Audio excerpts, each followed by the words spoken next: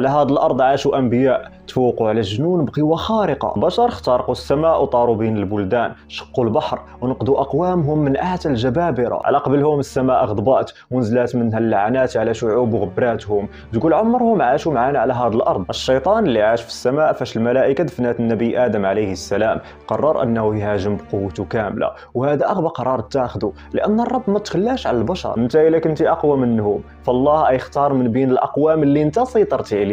بشر قلبهم بيض، يمكن أبدانهم تبان لك ضعيفة، ولكن الله أيدهم بقوة خارقة وملائكة ومدد إلهي. بدعاء واحد منهم الأرض أتغرق بأمواج كالجبال، أقوام أجسادهم أدوب بحال الرصاص وسط النار فقط لأنهم صفوها النبي من الأنبياء. القرآن الكريم ذكر لنا اسم 25 نبي، وفي هذا الفيديو غنعرفوهم كيفاش ماتوا وفين تدفنوا، كيفاش الأنبياء دابا كيعيشوا وسط القبور ديالهم. إلا كان الرسول عليه الصلاة والسلام تلاقى معهم في ليلة الإسراء والمعراج، إذن واش قبور الأنبياء خاوية ولا شنو؟ ياك الرسول عليه الصلاة والسلام قال لنا بأن الأرض ما كتاكلش أجساد الأنبياء. كنتي من الأباطرة الجداد وعجبك هذا المحتوى ما تنساش خلي معك لايك وتعليق وبارطاج مع أصحابك حتى هما يستافدوا ويستمتعوا. وكيف ديما أصدقائي الأباطرة معاك خليل.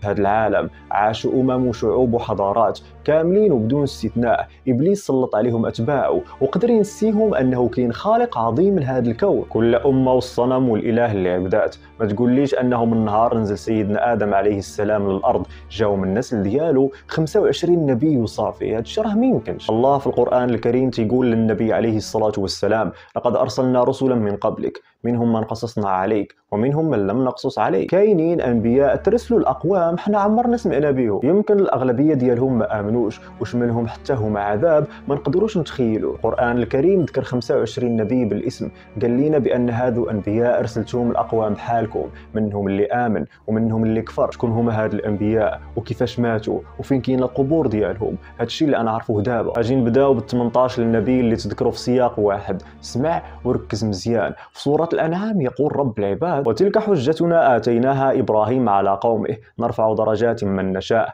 إن ربك حكيم عليم ووهبنا له إسحاق ويعقوب كلا هدينا ونوحا هدينا من قبل ومن ذريته داود وسليمان وأيوب ويوسف وموسى وهارون وكذلك نجزي المحسنين وزكريا ويحيى وعيسى وإلياس كل من الصالحين وإسماعيل واليسع ويونس ولوطا وكلا فضلنا على العالمين. هادو 18 نبي تذكروا في سياق واحد، والقصص ديالهم مع أقوامهم كتشيب الراس. أماكن متفرقة في القرآن الكريم تذكروا تتمة ال 25 نبي واللي هما صالح وهود وشعيب وإدريس وذا الكفل وخاتمهم محمد عليهم أفضل الصلاة والسلام. يمكن أهل الكتاب العلماء ديالهم سبقونا وفي التوراة والإنجيل عرفوا قصص بعض الأنبياء، لكن فاش جاء آخر رسول نزل عليه القرآن وحكى لنا بالتفصيل القصص ديالهم. مثلا النبي عليه الصلاة والسلام قال لنا بأن الأنبياء كيتدفنوا في الأماكن اللي ماتوا فيها، يعني لقدرنا نعرفوا آخر مكان عاشوا فيه نقدروا نتوقعوا الأماكن اللي مدفونين فيها أعظم البشر على وجه الأرض. النبي عليه الصلاة والسلام قال لنا كذلك بأن الأرض ما كتاكلش أجساد الأنبياء. هنا كيخطر على بال الإنسان بزاف د الأسئلة. في هذه الحلقة نحاول نجاوبكم على مجموعة منها. احنا عارفين بأن هاد الأنبياء الرسول عليه الصلاة والسلام تلاقى معهم في ليلة الإسراء والمعراج. كيفاش شافهم وتكلم معاهم وهما ميتين؟ واش قبور الأنبياء خاوية وهما الآن عايشين في الجنة؟ العلماء تيقولوا بأن الأنبياء أحياء وسط القبور ديالهم. مثلا الرسول شاف النبي موسى في قبره كيصلي وفي السماء السادسة، وفاش تفرضات الصلاة بقى كل مرة كيرجع لعنده. تقول لي كيفاش هو كان في القبر وفي نفس الوقت في السماء؟ قال لك بأن أرواحهم هي اللي في الجنة وأبدانهم في القبر. من بعد الخروج من القبور عاد يدخلوا الجنة بأجسادهم وأرواحهم. رؤية لهم ليلة الإسراء والمعراج كانت فقط الأرواح الأنبياء. حياة الرسل والأنبياء في قبورهم هي حياة برزخية، ولكن كيفاش روحهم كتمتع في الجنة الله أعلم. نبداو القصة بأول نبي واللي نتوما كتعرفوه مزيان، أبونا آدم عليه السلام اللي عاش 1000 عام. المشهور أنه تدفن في الهند حدا الجبل اللي هبط فيه من السماء. صراحة كاين اختلاف كبير، كاين اللي قال بأنه مدفون في جبل أبي قبيس في مكة المكرمة. بعد ما نقولوا سيدنا نوح معاه في السفينة هو ومراته حواء نهار وقع الطوفان العظيم. إلا بغينا نعرفوه كيفاش مات فالقصة كتقول بأنه فاش حضراته الوفاة قال لولادو بأنه تشهى ثمار الجنة وبغى ياكل منها. ولادو سمعوا كلام قاموا وناضوا باش يجيبوها. تخيلوا معايا بهذه السهوله غاديين باش يجيبوا ثمار من الجنه. في الطريق استقبلاتهم الملائكه وكانوا هازين معهم الاكفان والحنوط والفؤوس والمساحي. قالوا لهم غير رجعوا، باكم وصل الاجل ديالو. هنا الملائكه وراتهم كيفاش كتم عمليه الدفن، غسلوه وحنطوه وكفنوه، حفروا القبر وصلوا عليه ودفنوه. الملائكه قالت لهم هذه سنتكم. بعض المصادر كتقول بان السيده حواء ام البشريه مدفونه في جده في السعوديه، لكن لحد الان ما كاين حتى دليل كيثبت هذا الكلام. اول نبي بعد ادم ولدو شيت اللي كيعني هبه الله، وتسمى بهذا الاسم لان الله رزقهم بهذا الولد من بعد قتل هابيل خوه فاش صفاها له. حنا عارفين القصه المشهوره ديالو، كيفاش الله تقبل قربان هابيل ورفض قربان قابيل. الغيره والحقد خلاوه يقتل خوه، والغراب وراه كيفاش يدفنو. شيت عليه السلام فاش قرب يموت ولدو انوش اي السالم زمام الامور، من بعد منه جا قينان، والاخير يكون هو مهلائيل. الاسطوره كتقول بانه الشخص اللي بنى مدينه بابل والسوس الاقصى، وكان عنده عرش عظيم ودام الحكم ديالو 40 سنه. اغرب حاجه كانت في قصه مهلائيل انه حارب ابليس وجنوده وقدر ينتصر وطردهم للشعاب والجبال. القصه ديالو كامله تكلمت عليها في هذا الفيديو، تقدروا تفرجوا فيه. مهلائيل فاش مات ولدو يارد اي استلم الحكم، وهنا يجي النبي خانوخ اللي هو ادريس عليه السلام. كان صديق ونبي من الصالحين ونزلت عليه 30 صحيفه. ادريس عليه السلام هو اول نبي، او نقولوا اول بشري ما لقاوش القبر ديالو في الارض، لان ملك الموت قبض روحه في السماء الرابعه. بين النبي ادم ونوح عليهم السلام 10 قرون كلها على التوحيد، وانتم عارفين فاش ترسل القوم اللي كانوا كيعبدوا 5 الرجال الصالحين و950 سنه وهو كيدعيهم وبدون نتيجه. السفينه اللي بنى نجاته هو والمؤمنين اللي معاه. تذكرات قصه وفاته وكنت باغي نشاركها معاكم، لكن فاش بحثت لقيت بانها ما صحيحاش. تيقولوا بان قبره في مسجد في الكوفه وربما في المسجد الحرام، والله اعلم. باخر هذا الفيديو غتعرفوا علاش كاين هذا الاختلاف الكبير في اماكن قبور الانبياء. كاين منكم اللي يخطر على باله هذا التساؤل، واش حتى الانبياء كيجربوا سكرات الموت؟ المعروف بان الانبياء في لحظه خروج الروح حتى هما كيعانيوا من الم الموت بحالهم بحال باقي الناس. هو ماشي انتقام منهم او لا على شي حاجه داروها، بالذات سكرات الموت اللي كيعانيوا منها كتزيد ترفع درجاتهم. من بعد هلاك قوم عاد بالريح الصرصر العاتيه، لقاو النبي هود عليه السلام هو والمؤمنين اللي معاه انتقلوا لمكه وبقاو عايشين فيها حتى ماتوا. يقال بان النبي هود عليه السلام مات وهو في عمره 150 عام، والقبر مكانه في واحد الغار في حضرموت. مشهور عند الناس ان قبر النبي هود والنبي صالح عليهم السلام كاينين في واد السلام في النجف، والناس كيزوروهم لحد الان،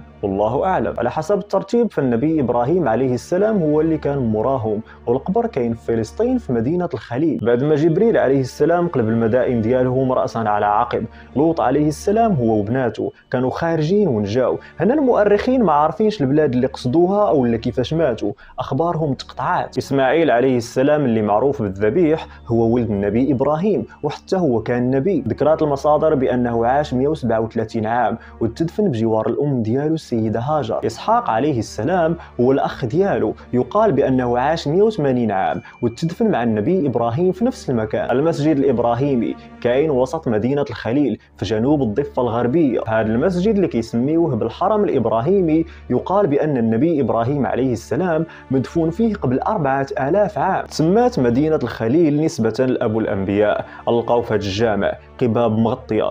بعض المصادر التاريخيه كتقول انها قبور للانبياء ابراهيم ومراته واسحاق واسماعيل ويعقوب ويوسف عليهم السلام وزوجاتهم. اسرائيل او يعقوب عليه السلام كيف ما كنعرفوه عاش في مصر لمده 3 سنوات، لكن قبل ما يموت وصى ولده النبي يوسف عليه السلام باش ما يدفنوش في مصر. بغيتكم تنقلوني حدا جدودي في المغاره اللي كاينه في جبل حبرون. يقال بانه فاش مات عمره كان وصل ل 150 عام. كتب التاريخ كتقول بان سيدنا يوسف عليه السلام عاش من بعد باه النبي يعقوب 23 عام، ونهار مات كان في عمره 120 عام. دفنوه في مصر، لكن هنا وقع شيء غريب. الارض اللي تدفن فيها عمرات بالمباني وكثرت فيها الخيرات، والجانب الاخر من المدينه صابوا القحط والجفاف. هنا اضطروا انهم ينقلوا النبي يوسف عليه السلام للجانب الاخر، ولا تكرر نفس السيناريو. قال لك حنا ندفنوه في النهر ونتهناو باش الجانبين بجوجهم تكثر فيهم الخيرات. بقى على ذيك الحال حتى جا النبي موسى عليه السلام وعجوز بني اسرائيل وراتهم مكان قبره، جبدوه ونقلوه بالتابوت ديالو لبيت المقدس ودفنوه حدا جدوده من الانبياء. كيذكروا بانهم من بعد قوم لوط بزمن قريب عاش النبي شعيب عليه السلام وترسل لأهل مدين، قوم كانوا من العرب وسكنوا في مدينتهم مدين اللي كانت في أطراف الشام. تيقولوا بأن شعيب النبي زوج بنته لموسى عليه السلام ومن بعد خرج لمكة، ثم غادي يموت وتدفن في غرب الكعبة بين دار الندوة ودار بني سهم. أيوب عليه السلام المصادر ما ذكراتش كيفاش مات، لكن تيقولوا بأن ذو الكفل هو ولده وحتى هو كان نبي وفي الأصل سميتو بشر. أي تبعت من بعد أيوب النبي وما معروفش الفترة اللي عاش فيها بالضبط. قالوا بأنهم دفنوه حدا باه النبي أيوب عليه السلام في أرض الشام. يونس عليه السلام بعد ما خرج من بطن الحوت وشافاه الله، جاء عنده سيدنا جبريل وقال له بأن قوم سلموا وطلب منه باش يرجع لعندهم، وداكشي اللي كان بقى عايش وسطهم حتى مات. لكن كيفاش وفين تدفن تا واحد ما عارف. واحد اليوم الله رسل ملك الموت عند النبي موسى،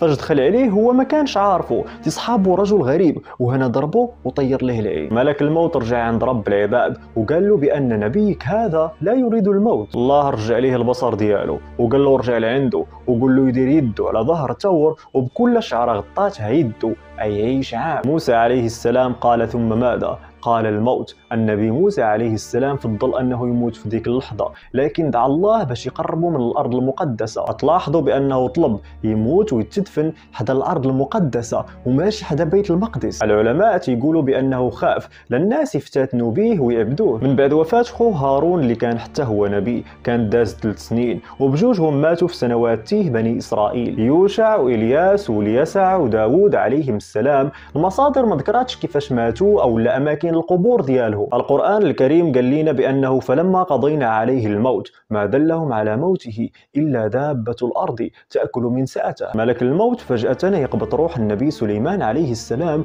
وهو جالس على الكرسي ديالو. الناس كيشوفوه جالس على كرسي الحكم ومتكي على العصا وما كيتحركش، متعجبين كيفاش أيامه هو على هذا الحال، ماكلة مشرب ما جاه النعاس معيا. من بعد مدة لا يعلمها إلا الله جات دابة الأرض وبدات كتاكل في العصا وتهرسات والنبي سليمان طاح. الجن تفضحات من بعد وفاته وكل شيء عرف بأنهم ما كيعلموش الغيب. فلما خر تبينت الجن أن لو كانوا يعلمون الغيب ما لبثوا في العذاب المهين. تيقولوا بأن قبره كاين في بحيرة طبرية في فلسطين، وكاين اللي قال بأنه تدفن مع باه النبي داود عليه السلام في قبر واحد. فاش مات كان في عمره 52 عام والحكم ديالو استمر 40 سنة. النبي زكريا ويحيى عليهم السلام بجوجهم الأب والابن تسلطوا عليهم بني إسرائيل وماتوا بطريقة بشعة. كانت من أسعد اللحظات اللي عاشها الشيطان. يحيى عليه السلام طيروا له الراس وهو في المحراب، زكريا عليه السلام تفتحات له شجرة ودخل وسطها، بالمنشار قطعوا الشجرة وهو كاين لداخل قسموها على جوج. السيد المسيح آخر أنبياء بني إسرائيل،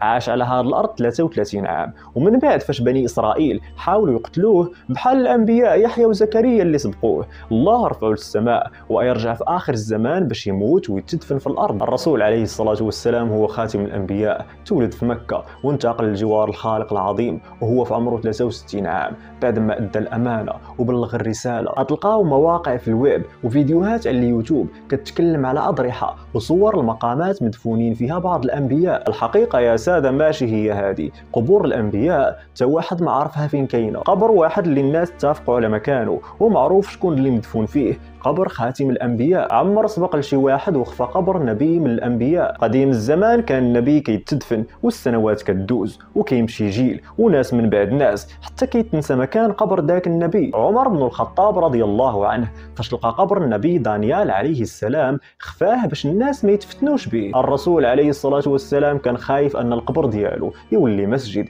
والناس يعبدوه، لكن الحمد لله خلفاء المسلمين اللي جاو من بعد منه اهتموا بالقبر ديالو وما هملوش. المسلمين عارفين أن قبره كان زوروه باش نسلموا عليه وهو بإذن الله كيرد علينا السلام.